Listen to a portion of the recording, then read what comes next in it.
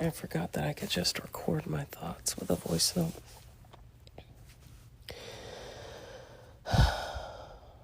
I need to do an episode today, and I'm dead. My daughter's in the hospital, had a huge scare, and while she was in there, for 1 week, her boyfriend broke up with her. Not in person, mind you. And I'm not really sure what's going on in his head. Because initially he wanted to come with me to see her. And he was very concerned. And then something happened. I think there might be,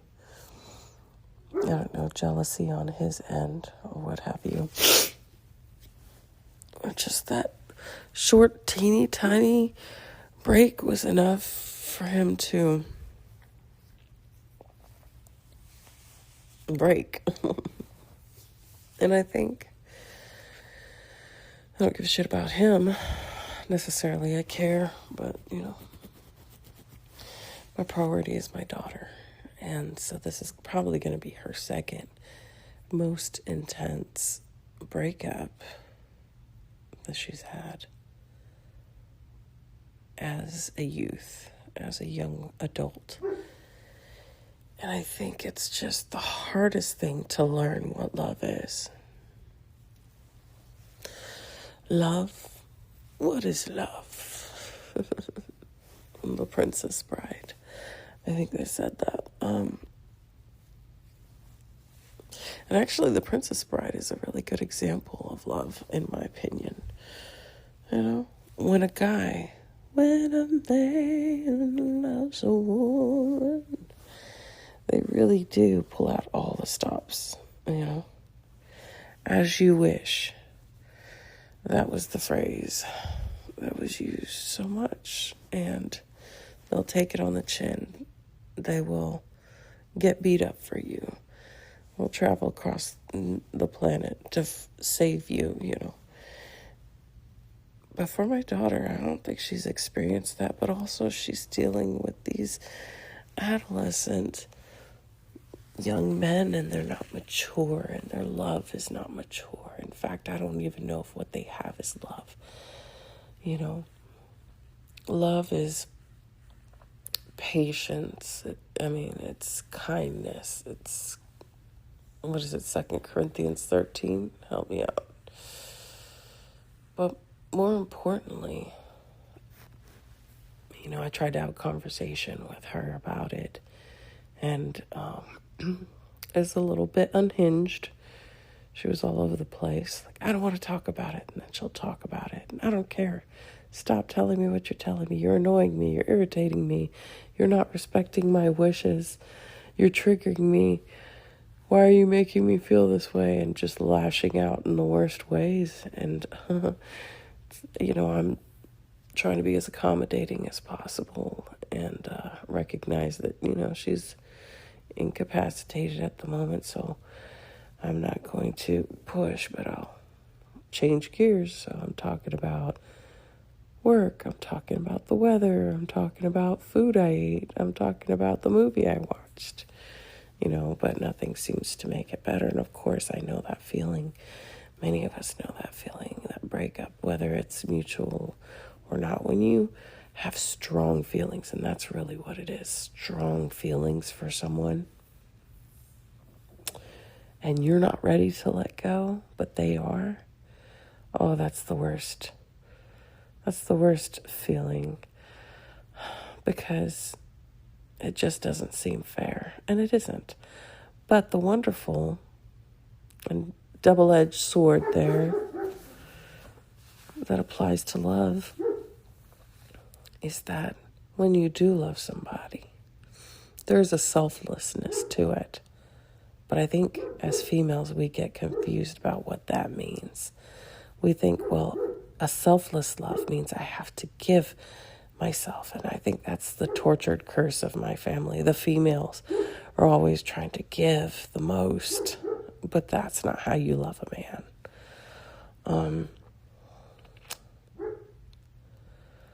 Steve Harvey has his points on how you love a man. I think if you observe, it's all in the cinema.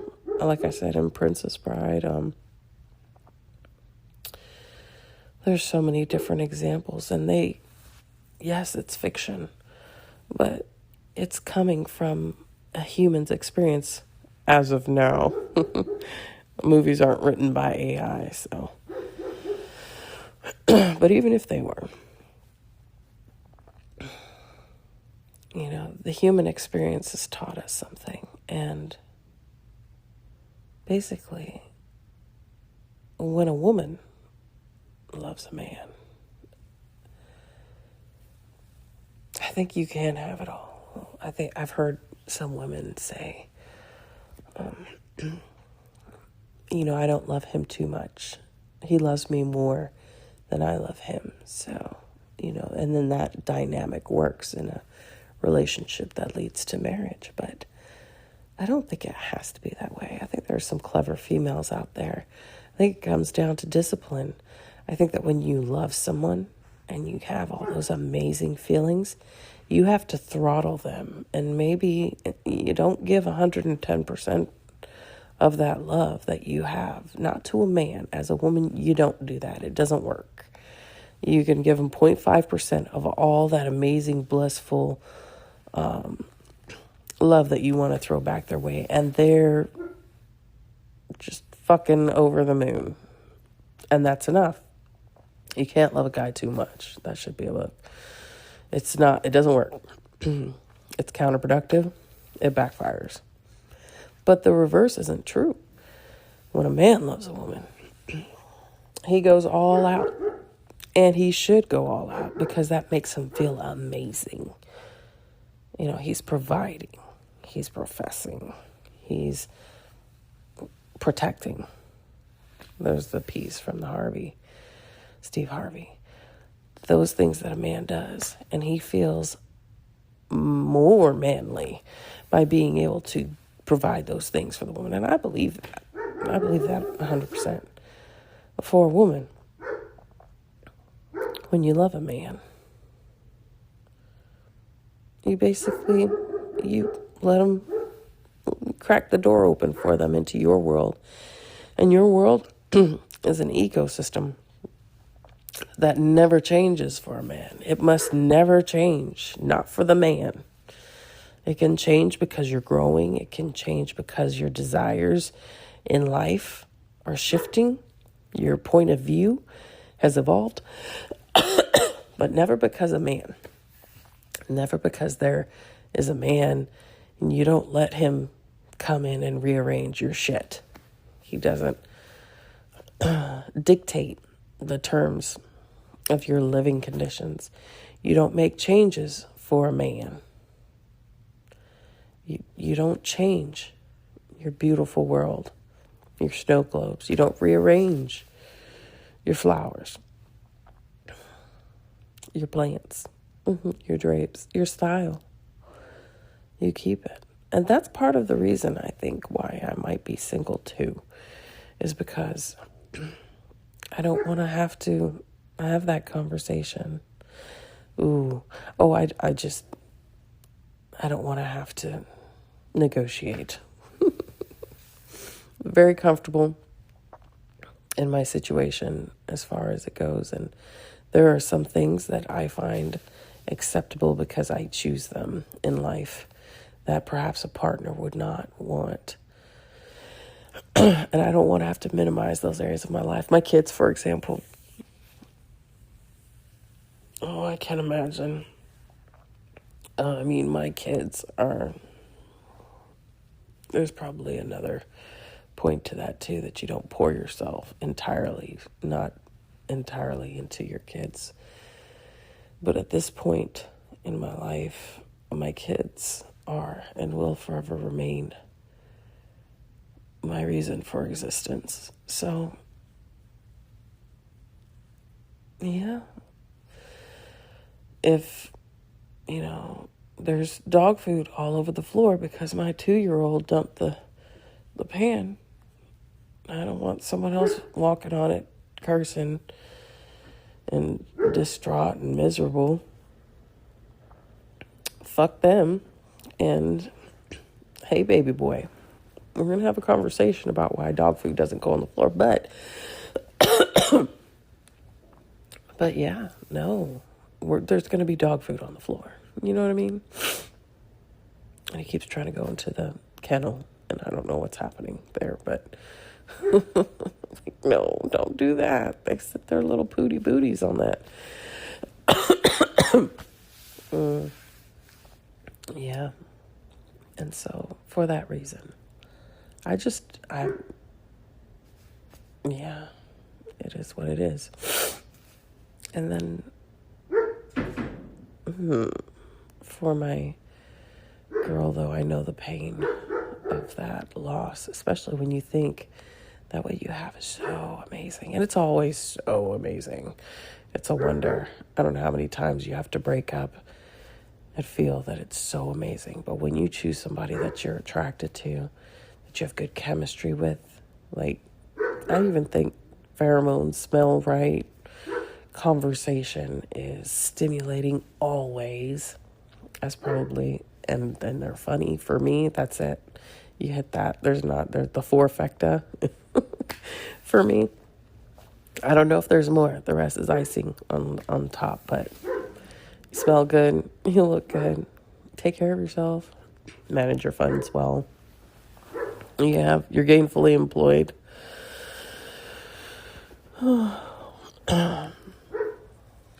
What else? I don't know. I mean, I think that what I bring to the table, at a minimum, a man should be bringing more. I was watching Love is Blind, and whatever season. Oh yeah, the reunion's gonna be on sometime, probably. Probably today. Yay! Because I really do want to know what was going on in a certain female's mind, but she cared for a guy, but for whatever reason, he did not meet her ambition, her standard for a man with ambition. And I say good for her, because it's okay to love somebody, but if they're not on the level that you need them to be, then, also sometimes you got to let good people go. And that's probably something similar to what was going on with my daughter and her boyfriend. So he was in a certain place, and he's trying to improve himself, and I'm not sure what my daughter's trying to do, but she's not improving herself. And she needs time. She needs time to herself to do that, and to value herself, and to put herself first.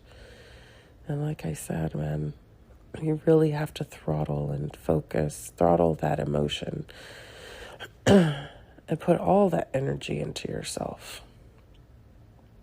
I don't know, it feels good in my heart when I think about talking to her about it, but she doesn't want to hear it. I don't think many young adults do.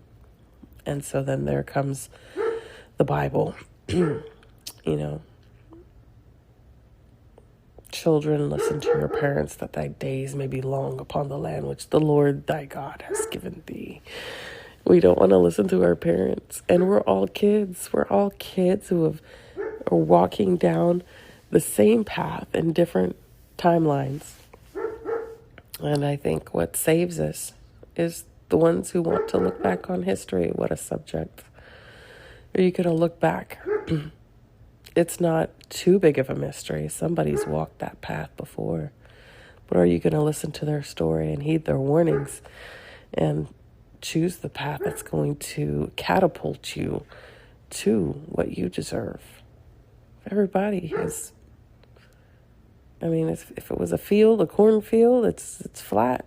But if you want to go through that one little tiny portion that's still thick with weeds and shit, well, I guess you can forge your own path. It's just know that there's a lot of burrs and damn crickets and shit, and maybe some snakes. But, good on you. Sometimes, you might end up having a story of your own and a book to write and some TED Talk to tell. So, but that's really where it's at. I think, You just gotta learn that love it looks so different. In fact, we should have different names for it, because I think that lust has such a negative connotation, but man, isn't it healthy though? To get that energy out. I mean, not lust, not disgusting, pervy lust, I'm saying, but when you have chemistry with somebody, there must be a name for that. Like true chemistry. They really light your fire, like your twin flame, right? But then you have that love that's just steady and kind. And some people even say boring, but I don't think it's boring. I think it's comforting and cozy, like a teddy bear and hot cocoa next to a fire. And that's a beautiful kind of love. Don't tell me that shit's boring. That shit's not boring. It's just still and calm and steady. And that's never boring for me. I mean, it's like a weighted blanket. It's not supposed to be exciting. It's supposed to be fucking cozy. So you don't get mad at a weighted blanket for not having disco lights sewn in it. You know what I mean? So different types of love for different moments. But I love my baby girl so much. She doesn't want to listen to me because in her mind, everything's new. And how could I possibly know what's happening in her world? But I see her doing some things that I did. My mom just didn't, I don't know. You know, I don't know if it was just because she was speaking to me in the language that she knows, which didn't translate into a language that I understood. And maybe I'm talking to my daughter from, you know, the 2000s in that verbiage that doesn't communicate to her. And I need to update my lingo. Or maybe someone else needs to tell the story. I'm going to give this script to somebody else to tell. I'm just joking. I think she feels that she's somehow incomplete. And I spoke to her father, and her dad said, "Do you think that it's my fault?" I'm like, "No, bro, you haven't been around, and I don't think any of my life's problems were because my father wasn't there. My father wasn't there." You know, I think that there's some identity issues that we all go through, and none of it is our parents' fault. Not my mom, not my dad. You were born into this world. It is your journey.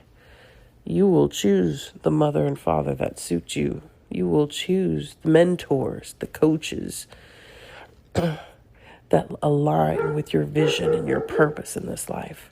So to put that on a parent, your parent was the vessel. And if you have amazing parents, that's icing on the cake. That's how I view it. But you have to choose your path.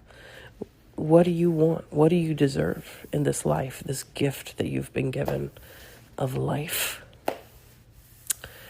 You know, that's for you to choose, believe it or not. The power is yours.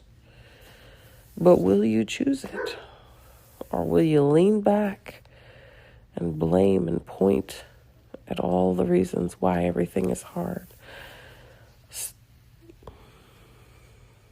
If you overthink anything, you can think anything into the dirt. You can think any situation, any plan into non-existence. You can outthink, overthink an